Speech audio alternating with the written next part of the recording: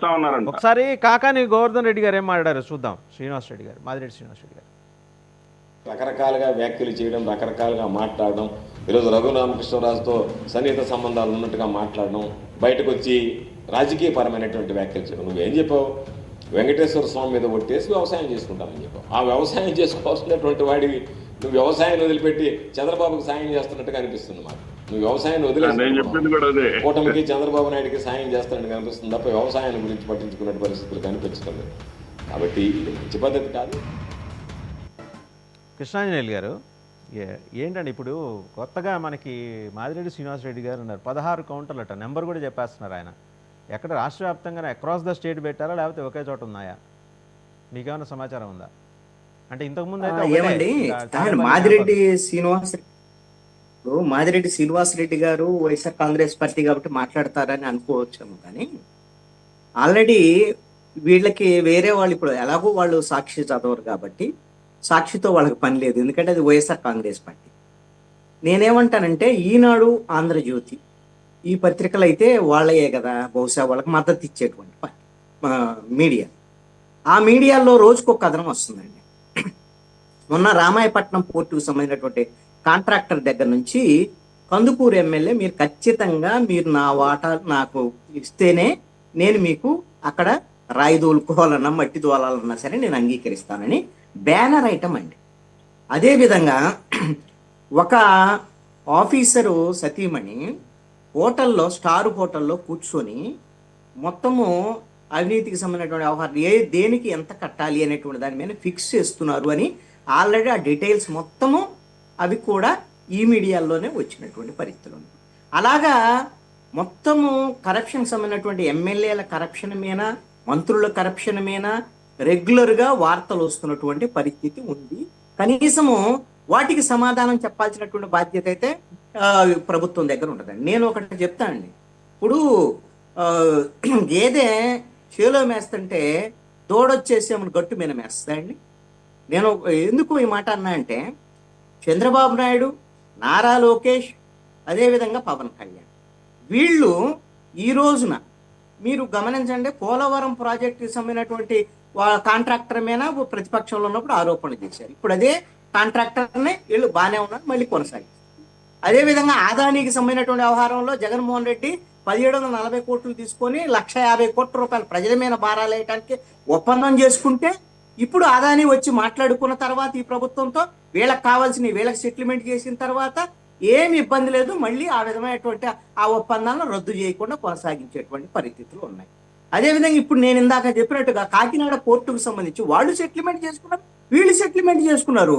ఈ private guest house లో సెటిల్మెంట్లు చేసుకునే ప్రభుత్వం ఉన్న తర్వాత, అలాంటి మీరు ప్రభుత్వంలో పెద్దలు ఉన్న తర్వాత ఎమ్మెల్యేలను మంత్రులు ఏమన్నా వాళ్ళు ఏమన్నా ఆ కరప్షన్ లేకుండా ఉంటారా? ఎట్లా సాధ్యమయ్యేటువంటి పని అండి? చంద్రబాబు నాయుడు నేను చెప్తున్నాడు, మీరు అసలు కరప్షన్ ఎక్కడ అంగీకరించడానికి వీల్లేదు, ఈ కరప్షన్ విషయంలో కఠినంగా ఉండండి అని ఉద్యోగులకు సంబంధించినటువంటి వ్యవహారంలో చెప్తున్నారు.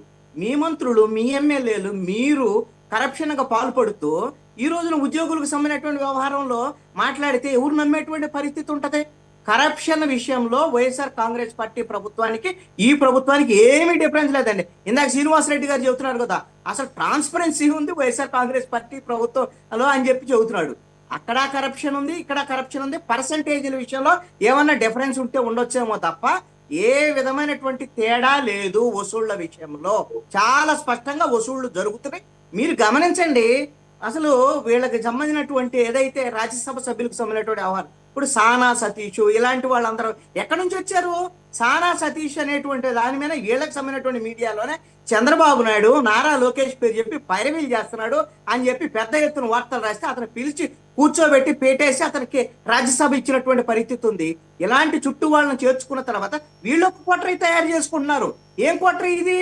ఈ విధమైనటువంటి పైరవీలు చేసేవాళ్ళు, అక్రమాలు చేసేవాళ్ళు, అవినీతి చేసేవాడు జగన్మోహన్ రెడ్డి కోటరీ అలాంటిదే, ఇప్పుడు ఉన్నటువంటి ఈ కూటమి ప్రభుత్వంలో ఉన్నటువంటి కోటరీ కూడా అలాంటిదే. ఏమీ తేడా లేదు అనేటువంటిది మాత్రం స్పష్టం. సో ఇది చూశారు కదా పెద్దిరెడ్డి రవికాంత్ గారు, కందుకూరు ఎమ్మెల్యే గారు, ఇంటూరు నాగేశ్వరరావు గారు కప్పం కట్టాల్సిందే. ఆంధ్రజ్యోతిలో చాలా అదే బ్యానర్ హెడ్డింగ్ మాదిరి వచ్చింది. ఏంటి కూటమిలో ఈ అవినీతి వ్యవహారాలు ఏంటండి ఇంత చేటు పెరిగిపోతూ ఉన్నాయి? రవికిరణ్ గారు అంటే మీ పార్టీ సార్, కాకపోవచ్చు ఒకటి కానీ మీ ప్రభుత్వం కదా అందుకే. వైసీపీ వాళ్ళ పరిపాలనలో వాళ్ళ సొంత పేపర్లో ఎప్పుడు వాళ్ళ ప్రభుత్వంలో తప్పు జరుగుతుందనో ఎప్పుడు ఏది వచ్చేది కాదు, మొత్తం సూపర్ గానే వారు. ఆ రోజు జ్యోతిలోనో ఈనాడులోనో వస్తే దుష్ట చతుష్టయం ఆ పత్రికలన్నీ సోది పత్రికలన్నీ తిడుతుంటారు.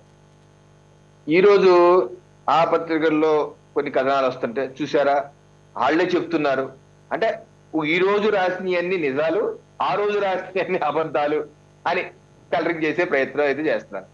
అట్లీస్ట్ ఇలా రాస్తున్నారు. ప్రభుత్వం మీరు ఏదైతే బ్రాండ్ వేశారో ఒక పార్టీ పత్రికలని ఈ రోజు ఆ పత్రికలే కొన్ని అవినీతి జరుగుతున్నాయని రాశారు. దాని ముందు అప్రిషియేట్ చేసింది మీ దుష్టమైన పదాలే ఆపేసుకోండి. ఒకటి. రెండు, ఓకే అవినీతి ఏ స్థాయిలో అసలు ఉండదని నేను అన్నగాని ఉంటది, కాకపోతే తప్పనిసరిగా ఈ ప్రభుత్వం అటువంటిది ప్రోత్సహించదు. ఉండొచ్చు కొంతమంది ఎమ్మెల్యేలు దానికి అడుగుతుంది మద్యం దాంట్లో దీంట్లో ఇన్వాల్వ్ అవుతూ ఉండొచ్చు, బట్ తప్పనిసరిగా అటువంటి ఎంకరేజ్ చేసే నాయకత్వం కాదు. ఇక్కడ ఏదో కాకినాడలో రేషన్ బియ్యంలో మరి ఏదో సెటిల్మెంట్ అయిపోయారు అన్నారు అని చెప్తున్నారు. అది పూర్తి అవాస్తవం. ఎటువంటి సెటిల్మెంట్ లేవు, కాలేదండి, అది పూర్తిగా సీజ్ చేశారు, ఆక్షన్ చేస్తున్నారు. ఇంకా కాలేదా రవికిరణ్ గారు? ఎస్ఐటీ వేశారు. రవికిరణ్ గారు ఇంకా సెటిల్మెంట్ కాలేదా అంటున్నారు. సెటిల్మెంట్ చేసే అవసరమే లేదు, అటువంటి చేసే ప్రసక్తే లేదు. సెంటీమీటర్ ముందెళ్ళ కేసు ఆయన ద్వారంపూడి చంద్రశేఖర్ రెడ్డి మీద 1 సెంటీమీటర్ ముందెళ్ళ కేసు ఏమైంది? ఇంత బండిల్స్ చూపించారు కదండి జనసేన వాళ్ళు, మీరు బీజేపీ వాళ్ళు బండిల్స్ చూపించారు ఆధారాలు ఉన్నాయని. ఆయన బ్రహ్మాండంగా తిరిగేస్తున్నాడు కాకినాడలో. సార్ మీకు గత డిబేట్ లో కూడా చెప్పాను, రేషన్ బియ్యం అనేది 6A కేసు. దానిలో జైలు శిక్ష పట్టడం అన్నది మీ జీవితకాల జర్నలిస్ట్ లో ఎప్పుడన్నా చూసారా? ఏ వ్యక్తి అన్నా సరే రేషన్ బియ్యంలో జైలు శిక్ష పడింది అని ఎప్పుడన్నా మీరు విన్నారా? ఆ చట్టం అటువంటిది. ఆ చట్టాలు మార్చినంత వరకు ఏమి అక్కడ పీకేదే ఉండదు. నేను గతంలో కూడా చెప్పాను మీకు. కాకపోతే ఏదైతే ఆంజనేయులు గారు అంటున్నారో లాలూచి పడిపోయారు, ఏది చేశారు, లాలూచి పడాల్సిన అవసరం లేదు అన్న. ఆ కేసులు వేరు, ద్వారంపూడి వ్యవహారం వేరు. అలాగే ద్వారంపూడి మీద జూలై మాసంలోనే కాకినాడలో ప్రభుత్వ అధికారులు పరిగెత్తి కొట్టాడు ఆయన. దాని మీద ఎఫ్ఐఆర్ బుక్ అయింది కాకినాడ టూటౌన్ పోలీస్ స్టేషన్ లో. ఈ రోజు వరకు 41 నోటీస్ ఇవ్వలేదు. ఎందుకు ఇవ్వలేదు? ఎప్పుడు ఇస్తారని నాలంటారు కొంచెం అడుగుతున్నాం. ఇప్పటి వరకు నోటీస్ ఇవ్వలేదు. సరే కొడాలి నాని గారికి నోటీస్ ఇవ్వమని నిన్న హైకోర్టు చెప్పింది. హైకోర్టు చెప్పింది కానీ నోటీస్ ఇస్తారో మరి ఈయనకు కూడా రేపు హైకోర్టు అని చెప్తే కానీ నోటీస్ ఇవ్వరేమో మా ప్రభుత్వం. అది వేరే విషయం. నేనంటే అవినీతి విషయంలో ఈ యొక్క రేషన్ బియ్యం విషయంలో ఏదో అయిపోయిందని చెప్తున్నారు. ఇది శుద్ధ అబద్ధం, శుద్ధ అవాస్తవం. అది ఎస్ఐటీ జరుగుతుంది. నాకు అంటే for general information sir, Ravikiran గారు ఫర్ జనరల్ ఇన్ఫర్మేషన్ నాకు ఐడియా ఉంది. 6A కేసు కలెక్టర్ గారు పిలిచి కన్నెర చేసి ఆగ్రహించి నోటీస్ ఇచ్చి సంతకం పెట్టించి పంపించేయడం అది ఒక్కటే కదా జరిగేది, మాక్సిమం జరిగేది దాంట్లో.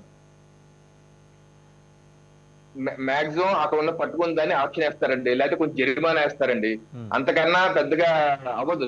రేషన్ బియ్యం పట్టుకున్న కేసులు అంతకన్నా పెద్ద అవ్వదు. కాకపోతే ముఖ్యమంత్రి గారు అంటున్నారు ఆస్తులు జప్తు చేయాలని. అటువంటి చేస్తే ఉపయోగం ఉంటుంది. ఏ గోడౌన్లో పట్టుకున్నారు దాన్ని జప్తు చేసి ఆక్షన్ అమ్మేయాలి. ఏ లారీ అయితే పట్టుకున్నారు దాన్ని ఆక్షన్ వేసి మొత్తం అమ్మేయాలి. ఆ రకమైన చట్టాలు తీసుకొస్తాయి కానీ అవదు. ఇంకోటి పెద్ద శ్రీనివాస్ రెడ్డి గారు ఫస్ట్ గా ఒప్పుకున్నారు మా ప్రభుత్వ హయాంలో, అంటే వాళ్ళ వైసీపీ ప్రభుత్వ హయాంలో అక్రమాలు జరిగాయని చెప్పింది. బాబు శ్రీనివాస్ రెడ్డి గారు ఎంత చెప్పినా తన మనసులో మాట మరీ చెప్పేస్తుంటారు అక్రమ. అదొకటి. రెండోది ఇంకోటి ఆయన కేసుల విషయం అన్నారు. పొన్నవాళ్ళ మీద ఇదే పోసాని మీద రకరకాల కేసులు అన్నారు కదా. నా అనుమానం ఇప్పుడు నివృత్తి అయింది. అసలు జగన్మోహన్ రెడ్డి గారి కోపం వచ్చే శ్రీనివాస్ రెడ్డి గారు చెప్పిన విశ్లేషణ నాకు అర్థమైంది ఏంటంటే ఈయనేదో వీక్ మైండెడ్ గా తెలిసి తెలియకో నాకు స్క్రిప్ట్ జగన్మోహన్ రెడ్డి గారు లేదా సజ్జలు పంపించారు, దాన్ని నేను చదివాను, వాళ్ళు కోసం చేశారు అని ఎప్పుడైతే ఆయన స్టేట్మెంట్ ఇచ్చాడో అప్పటి నుంచి వైసీపీ పార్టీ యొక్క ఈ పొన్నవోలు సుధాకర్ రెడ్డి గారు ఒక సైంధవుడిలో తయారయ్యాడు పోతానికి అని నా మనసులో ఉంది. ఇప్పుడు కన్ఫర్మ్ అయ్యింది. ఎందుకంటే నిజంగా ఆయన చెప్పిన ఆర్గ్యుమెంట్ కరెక్ట్ అయితే ఒక కేసు మీద ఒక కుర్రోడు 10 కేసులు పెట్టి బయటకు వచ్చినప్పుడు మరి పొన్నవోలు లాంటి మరి ధీరుడు సూర్యుడు ఉన్నప్పుడు ఒకే కేసు మీద 14 పోలీస్ స్టేషన్ పెట్టి ఎందుకు బయట రాలేండి ఆయన? అంటే ఈయన పొన్నవోలే మధ్య జగన్మోహన్ రెడ్డి గారి పొందడంతో పొన్నవోలే అతన్ని బయట చేస్తారని చెప్పి నాకు అనుమానం ఉంది. ఇప్పుడు ఆయన నివృత్తి చేశారు. రైట్. ఆయన ఏదో చెప్పాలనుకుంటున్నారు. ఒకసారి చెప్పండి సార్. ఒకసారి శ్రీనివాస్ రెడ్డి గారు చెప్పండి. ఇప్పుడు తెలుగుదేశం వైఎస్ఆర్సీపీ ట్రాన్స్పరెంట్ గా ఉంది అని నేను చెప్తే ఆయన ఏదో అవినీతి ఉందని అంగీకరించాడు శ్రీనివాస్ రెడ్డి గారని ఒక అబద్ధపు మాట చెప్పారు. రెండోది అబద్ధపు మాటలు కాదు సార్, పోసాని మీరే విషయంలో అన్నారు కాదండి, అరాచకాలు పోలీసు జరిగిన వ్యవహారం మీకు వైసీపీ తెలియదేమో. పాలనలోనే మీరే ఒప్పుకున్నారు. పోలీసు వ్యవహారం మీకు తెలియదేమో రవికిరణ్ గారు పోలీసు వ్యవహారం మీకు తెలియదేమో. ఏదైనా సరే ఎఫ్ఐఆర్ కట్టేటప్పుడు ఏమయ్యా నిన్ను పక్కన పడేస్తాం, నీకు ఇదిగో మేము ఇది రాస్తున్నాం, సంతకం పెట్టమంటారు, పెట్టించుకుంటారు. అంతేగాని దాని పోసాని ఒప్పుకున్నట్టు కాదు. జగన్మోహన్ రెడ్డి తిట్టమంటే తిట్టాను, సజ్జలు తిట్టమంటే తిట్టాను అని చెప్పేసి పోసాని గారు అంగీకరించినట్టు కాదు. పోసాని నోటితోటి చెప్పాలా. పోలీసు వాళ్ళు ఏదో రిపోర్ట్ రాస్తారు, వాళ్ళు నచ్చిన భాష రాస్తారు, నచ్చిన భాష రాస్తే దాని కింద సంతకం ఒకటి పెట్టమంటారు. సంతకం పెట్టవయా, ముందు కారెక్కవయా, సంతకం పెట్టు, నేను బాగా చూసుకుంటామని చెప్తారు. అంతేగాని ఇవన్నీ విచారణలో తేలుతాయి. అదేదో ఒప్పుకున్నాడు అనుకోవడం చాలా తప్పు. ఏ కేసులోనైనా సరే, ఎంత బలమైన కేసులోనైనా సరే 90 రోజుల్లో బెయిల్ వచ్చేటటువంటి పరిస్థితులు ఉన్నటువంటి ఇక్కడ క్లారిటీ ఇచ్చారండి ఆయన. 90 రోజుల పాటు పోసాని కృష్ణమూర్తి లోపలే ఉంటాడు. వ్యవస్థలు మీ చేతిలో ఉన్నాయి. 16 నెలల పాటు జైల్లో ఉండే వ్యవస్థలు మీలో ఉన్నాయి. అదేవిధంగా పొన్నవోలు గారు కృషి చేయబట్టే ఆయనకు బెయిల్ వచ్చింది. ఆ బెయిల్ని ఆయన బయటకు రాకుండా చేసుకున్నారు. ఈ ఇష్టం వచ్చినట్టు ఏదైనా చేస్తారు. జగన్మోహన్ రెడ్డి గారిని 16 నెలల్లో జైలులో పెట్టి ప్రభుత్వాన్ని పోగొట్టుకున్నారు. ఈ రోజున సోషల్ మీడియా కార్యకర్తల్ని, పోసాన్ లాంటి వాళ్ళని జైళ్లలో పెట్టి అరాచకాన్ని సృష్టించి ప్రజల చేత చీ అనిపించుకునే రోజు త్వరలోనే ఉంది మీకు. రైట్. వెంకటగురుమూర్తి గారు ఇప్పుడు వ్యవస్థలు మీ చేతిలో ఉన్నాయి, అది ఆయన ఆరోపణ. వ్యవస్థలు మా చేతిలో ఉన్నాయని చెప్పి ఇష్టం వచ్చినట్టు రాష్ట్రాన్ని దోసుకోలేదులే కానండి. ఏనాడైనా సాక్షి పత్రిక ఆ పేపర్లో ఇదిగో ఈ రోజు ఇది జరిగింది తప్పని ఎప్పుడన్నా రాయటం మనం చూసామా? ఇవాళ ఆంధ్రజ్యోతి, ఈనాడు ఎక్కడన్నా ఇంత వ్యవస్థలో పొరపాటు జరగవచ్చు. జరిగిన దాన్ని జరగకుండా